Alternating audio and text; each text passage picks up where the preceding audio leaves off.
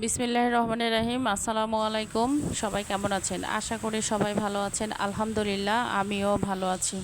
তো আজকে এখানে রান্না করব শসা এবং চিংড়ি মাছ। তো এখানে চুলায় চলে আসছি রান্নাঘরে। তো এখানে আর কি চিংড়ি মাছ দিয়ে শসা রান্না করব। তার জন্য এখানে পেঁয়াজটা আগে দিয়ে দিয়েছি। তো ওইভাবে পেঁয়াজটা দিয়ে আমি ভালোভাবে কষায় নিচ্ছি আর কি।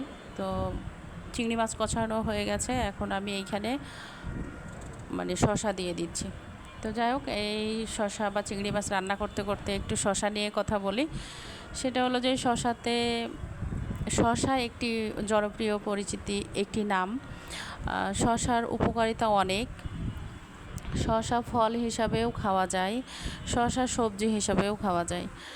তো শসা খেলে ওজন কমায়, শসা প্রেশারের জন্য অনেক ভালো। শসাতে ক্যালোরি কম থাকে, শসাতে প্রচুর পরিমাণ ফাইবার, শসাতে হজম ক্ষমতা সাহায্য করে, শসা সহায়তা অনেক অনেক ভালো আর কি। তো শসা ডায়াবেটিসের জন্য অনেক ভালো কাজ করে এবং স্কিনের জন্য শসা অনেক উপকারী একটা শসা আর কি। তো সেক্ষেত্রেই আমরা এখানে শসা সবাই খাই এবং সবাই শসা সম্পর্কে কম বেশি জানি। আমি যতটুকু জানি আর কি ততটুকুই বললাম। তো এইখানে শসার তরকারিটা, চিংড়ি মাছের তরকারিটা আল্লাহর রহমতে হয়ে আসছে।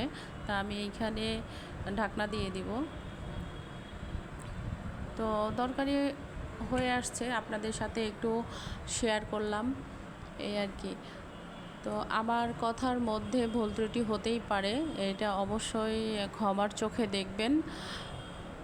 আর রান্নাটা কেমন হয়েছে অবশ্যই কমেন্ট করে জানাবেন এবং আমার পেজটা একটু ফলো করবেন।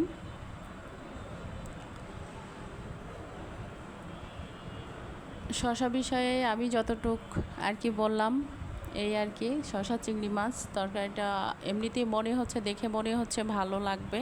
তো শসা খেলে এইভাবে খেলে পেট ঠান্ডা থাকে এবং এটা শসা এবং চিংড়ি মাছ কম্বিনেশনটাও ভালো। চিংড়ি মাছ যে কোনো তরকারিতে দিলেই অনেক স্বাদ হয় এবং অনেক খেতে ভালো লাগে। তো এই আর কি, রান্না শেষ।